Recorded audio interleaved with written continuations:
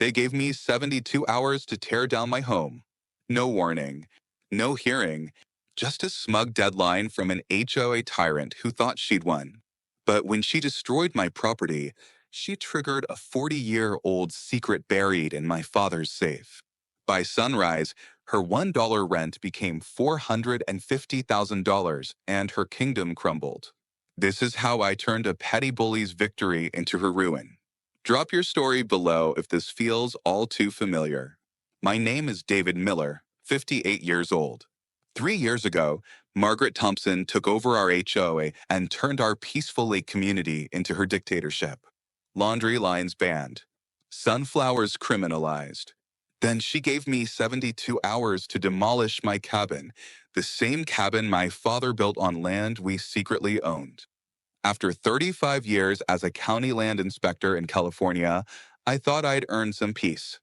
I inherited my father's cabin on Pine Lake, part of a 50-acre plot he bought in 1985 to build a respectful community. Margaret never asked why my family never paid HOA fees. She never wondered about the 50 acres signed over in '85. For $1 a year. At 52, Margaret quickly seized control as HOA president and turned the neighborhood into her personal kingdom. She enforced absurd rules with surgical precision. No laundry lines, no flower planting without permits. Even house paint colors needed her royal approval. Most residents stayed quiet to avoid her wrath. But I'd spent my career dealing with people like her. Margaret didn't realize I knew every law, loophole, and boundary line. She had just picked the wrong person to push around. The whole mess started when I planted a single sunflower in front of my porch. Nothing special, just a seed I'd thrown in the dirt because I liked the idea of something bright greeting me each morning. Margaret showed up the next day with her clipboard and that condescending smile, explaining that I needed HOA approval before making any landscaping changes. I politely declined, telling her it was my property and I'd plant whatever I wanted. That's when I saw her expression shift from fake friendliness to something much darker. What she didn't know was about to cost her everything. In 1985, my father had purchased the entire 50 acres surrounding Pine Lake. He leased 45 acres to the HOA for the symbolic fee of $1 per year, envisioning an affordable community where families could thrive.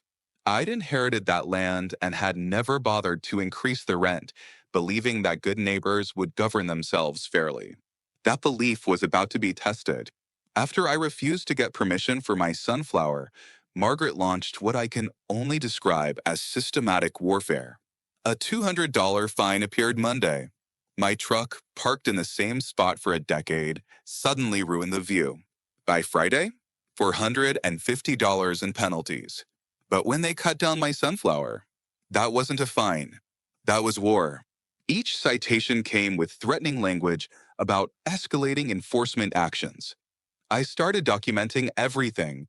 35 years as a land inspector taught me, paper doesn't lie. And Margaret?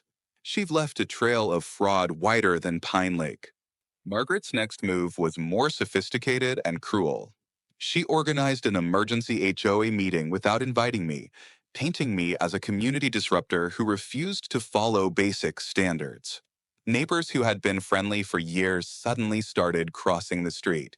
Mrs. Garcia stopped waving from her garden. Tom Johnson, who used to invite me to weekend barbecues, wouldn't make eye contact. The whisper campaign was methodical. Margaret told people I was potentially dangerous, that I had anger management issues, and that my presence was bringing down property values. She positioned herself as the brave community leader protecting everyone from the unstable old man by the lake. The isolation was immediate and painful, but Margaret made one crucial mistake. She underestimated my patience and professional background. While she was busy turning the community against me, I was quietly gathering evidence. I installed security cameras and began recording every interaction. More importantly, I started pulling public records on the HOA's financial activities and reviewing the original land agreements my father had signed. What I found would soon make Margaret wish she'd never heard of sunflowers. The harassment escalated when Margaret decided to involve law enforcement. She called police, claiming I had made threatening gestures. The officers who responded were professional, interviewing both of us and reviewing my security footage. The video clearly showed me standing calmly on my own property, asking polite questions about her citation authority. The false police report backfired on Margaret, but not before causing me significant stress. Having police cars in your driveway tends to confirm neighborhood suspicions, and Margaret made sure everyone knew about the incident. Officer Martinez took me aside and quietly advised me to document everything carefully. We see this more often than you'd think. Power goes to people's heads, and they forget there are laws about harassment. Margaret's campaign reached a new low when she began targeting my property directly. I came home from groceries to find my mailbox removed and replaced with a violation notice. The tree shading my porch had been accidentally trimmed by the landscaping crew. Each action was calculated to be just legal enough to avoid obvious criminal charges, but intrusive enough to make my life miserable. The psychological pressure was intense. I began understanding how people could be driven from their homes by persistent harassment, even when legally in the right. Margaret was counting on me to give up and move away rather than fight back. She had no idea her behavior was being recorded by someone with decades of experience in property law. The final straw came on a Saturday morning when I returned from errands to find my fence destroyed and my sunflower cut down at the roots. Margaret had hired a landscaping crew to remove non-compliant plantings while I was away. The sunflower that started this conflict was gone, and my garden fence lay in pieces. Taped to my front door was her ultimatum, last warning for serious HOA violations. You have 72 hours to voluntarily demolish non-conforming structures, or the HOA will proceed with forced compliance. The security cameras had captured everything, including Margaret directing 3 men to destroy my property while saying, "This old man needs to learn his place." That evening, I sat in my cabin looking at the pile of broken fence posts and the empty spot where my sunflower had grown. For the first time in weeks, I smiled. Margaret had finally crossed the line from harassment into criminal property damage. More importantly, she had no idea what she had just unleashed. I walked to the basement safe where I'd kept my father's legal documents for 40 years. It was time Margaret learned exactly who she was messing with. My first call was to James Morrison, the real estate attorney who had helped my father structure the original land deal in 1985. At 72, James was still sharp and practically rubbed his hands together with glee when I explained the situation. "David, I've been waiting 40 years for this conversation. These HOA tyrants need to learn about real authority versus imaginary power." James scanned the lease, eyes gleaming. "David, that $1 rent clause? It lets you charge fair market value. And Margaret just handed you criminal proof." For 40 years, I had charged the HOA $1 annually for 45 acres of prime lakefront property. Current market rate? Approximately $10,000 per acre annually. The legal implications were staggering. Not only could I increase their rent to $450,000 annually, but Margaret's property destruction gave me grounds for criminal charges and civil damages. My background as a county land inspector proved invaluable as I conducted a thorough audit of the HOA's activities. What I found was shocking even by Margaret's standards. She had been systematically violating both the lease agreement and state HOA regulations for over 2 years. The clubhouse and pool had been built on my land without consent. Margaret had unilaterally increased HOA fees from $200 to $400 monthly without proper voting procedures. Most damaging, she had diverted $15,000 from the community fund to pay for landscaping improvements to her personal property. I discovered falsified meeting minutes, forged signatures on official documents, and evidence that Margaret had threatened residents with fines if they didn't vote for her. The woman wasn't just a petty tyrant. She was running a criminal enterprise disguised as community governance. The most surprising development came when Robert Thompson, Margaret's husband, appeared at my door one evening. The man looked exhausted and genuinely remorseful. "Mr. Miller, I can't stand by and watch this anymore. Margaret has become someone I don't recognize. The power has made her cruel. Robert revealed that Margaret's behavior at home had become increasingly erratic and controlling. He provided me with a USB drive containing Margaret's emails with other board members, including evidence of vote manipulation and financial irregularities. This is proof that she forged signatures to become HOA president, and here's the list of families she threatened with fines if they didn't support her. The evidence was damning and provided the final pieces I needed to build an airtight case against Margaret's reign of terror. James and I finalized the legal documentation that would end Margaret's power trip permanently. The official notice was simple and devastating, effective 30 days from this date. The annual lease fee for Pine Lake Community will be adjusted from $1 to $450,000 in accordance with fair market rates. We also prepared a civil lawsuit against Margaret personally for property damage, harassment, and intentional infliction of emotional distress. The criminal complaint would be filed with the sheriff's department. The most important document was the formal request for an emergency HOA meeting to address critical issues affecting community survival. Through my network of former colleagues, I connected with Sarah Kim, an investigative reporter for the local ABC affiliate who specialized in HOA abuse stories. This is exactly the kind of story our viewers need to hear. People are tired of petty tyrants hiding behind homeowner association bylaws. Sarah's research revealed that Margaret's behavior wasn't unique. She had left her previous community after similar conflicts. I sent formal meeting notices to all 67 households in Pine Lake Community.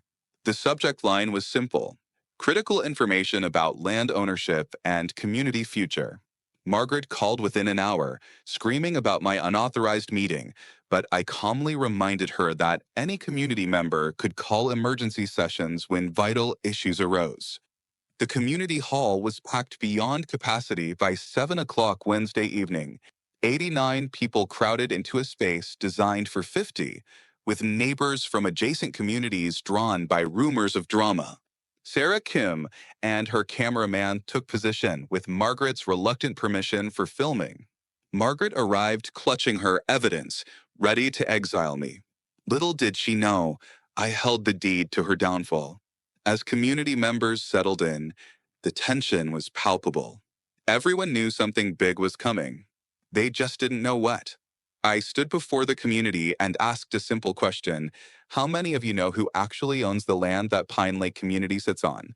The confused murmurs and blank stares told me everything. Margaret's face had gone pale, but she still believed she could control the situation. Margaret, since you're so concerned about property rights, would you like to explain to everyone who holds the deed to these 45 acres? When she remained silent, I pulled out my father's original documents. Let me introduce myself properly. I'm David Miller, son of Robert Miller, who purchased this entire 50-acre tract in 1985. I am the landlord you've been paying $1 a year to rent this land. The silence was absolute. You could have heard a pin drop as 89 people processed the implications. Margaret looked like she'd been struck by lightning, while murmurs of shock rippled through the crowd. I connected my laptop to the projector and began methodically presenting evidence. The security footage of Margaret directing the destruction of my fence played in crystal clear resolution, her voice clearly audible ordering the men to teach this old man his place. Gasps erupted as the footage played. When the $15,000 theft flashed on screen, Tom Johnson slammed his fist. That's my kid's college fund. The financial records were devastating. Spreadsheets showing Margaret's unauthorized fee increases, invoices for personal landscaping charged to community funds, and forged meeting minutes where she had literally signed other people's names. Each revelation brought gasps of outrage from community members seeing their trust betrayed in real time. But the most serious violations are these threatening emails Margaret sent to families who questioned her authority. Robert's evidence filled the screen, message after message where Margaret had threatened fines, legal action, and even eviction for residents who dared oppose her decisions. Mrs. Garcia, The elderly woman who had stopped waving to me stood up with tears in her eyes. Mr. Miller, I owe you an apology. Margaret told us you were dangerous, that you had threatened violence. I was scared to talk to you. Her voice broke as she described how Margaret had isolated her for asking budget questions. Tom Johnson was next. Margaret fined me $800 for letting my kids play on the grass after 6 p.m. My family had to cut back on groceries to pay those fines. Story after story emerged of financial harassment, social manipulation, and outright bullying disguised as community governance. Lisa Park delivered perhaps the most damaging testimony. Margaret threatened to have my children removed from the playground if I didn't vote for her. She said troublemaking families weren't welcome in Pine Lake. The room erupted in angry murmurs as people realized the extent of Margaret's abuse. Margaret finally found her voice, standing and shouting over the crowd, "You're all being manipulated." I've worked tirelessly to improve this community. Every rule I implemented was for your own good. Her face was red with fury as she pointed accusingly around the room. What exactly have we built, Margaret? I asked calmly. A community where neighbors are afraid to plant flowers? Where children can't play outside after 6 p.m.? Where families go hungry paying your arbitrary fines? The contrast between her screaming and my calm questions made her appear even more unhinged. You don't have the right to humiliate me. Margaret shrieked, her carefully maintained facade completely shattered. I am the president of this HOA. The irony was perfect. In her moment of greatest claimed authority, she had never looked more powerless. Sarah Kim asked permission to address the community. As an outside observer, I've covered dozens of HOA disputes. What I've witnessed here represents one of the most clear-cut cases of power abuse I've documented. Mr. Miller has the legal right to terminate this lease entirely. The room fell silent as people absorbed the implications. Their entire community could be dissolved overnight. I have no intention of displacing families from their homes, I announced.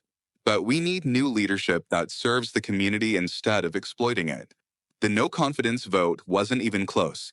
64 residents voted to remove Margaret from all HOA positions with only 2 opposing votes.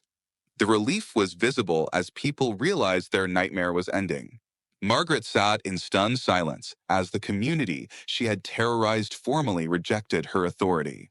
She gathered her papers and left in complete silence, followed by uncomfortable stares from people she had spent years intimidating. Robert remained behind, apologizing to individual families and promising to cooperate in recovering the stolen funds. Mrs. Garcia was unanimously elected as interim president, bringing 30 years of elementary school principal experience to the role. Her first act was to formally apologize to me and request guidance in establishing fair governance policies. The local news coverage began that night, with Sarah Kim's report generating hundreds of supportive comments from viewers who had faced similar harassment. Our story was becoming a symbol of successful resistance against petty tyranny. Mrs. Garcia proved to be everything Margaret wasn't: collaborative, transparent, and genuinely interested in serving rather than controlling.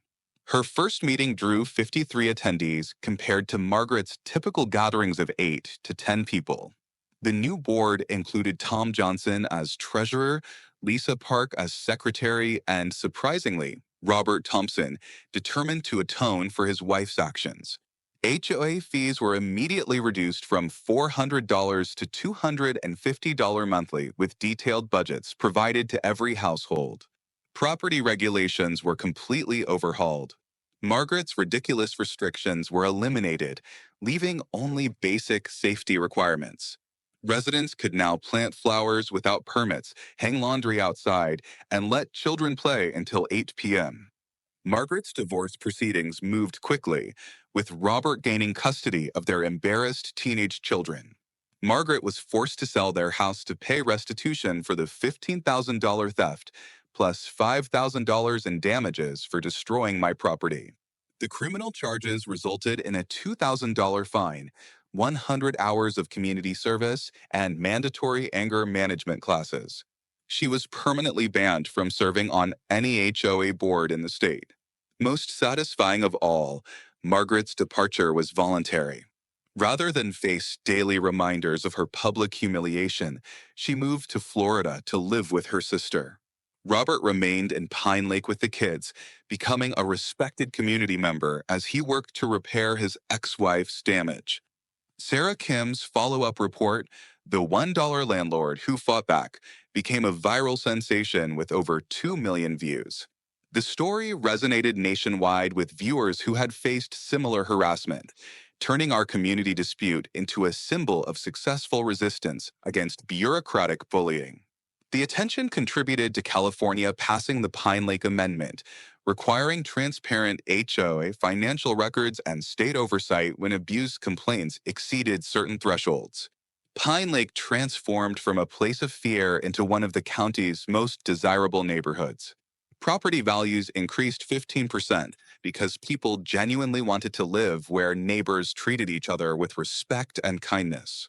The waiting list to buy homes stretched 3 months, with buyers specifically citing our collaborative governance model. Today, exactly 2 years after my confrontation with Margaret, I'm sitting in the same wooden chair she once tried to have destroyed, looking out over a community garden where 15 families now grow sunflowers together. We planted them to commemorate what we call Sunflower Day, the anniversary of our community's rebirth through standing up to tyranny. They cut down my sunflower like it was nothing. To me, it was everything. Now the sunflowers in our garden stand 8 feet tall, turning their faces toward the light, just as our neighborhood learned to turn away from darkness toward hope. Margaret fled to Florida. We planted sunflowers where her rain died. Now kids play past dusk, laundry flaps in the breeze, and that $450,000 rent? Still $1. Some lessons only cost $1. Others cost a tyrant everything. My father bought this land 40 years ago with a dream of creating a peaceful community.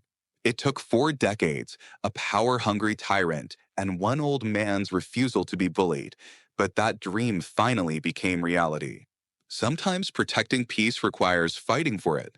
The greatest victory isn't defeating your enemy, it's building something beautiful from what they tried to destroy. The real lesson isn't about defeating petty tyrants, though that's certainly satisfying. It's remembering that true power doesn't come from intimidation or manufactured authority. It comes from service, respect, and the courage to stand up for what's right, even when you're standing alone. Sometimes the quietest person in the room turns out to be the strongest.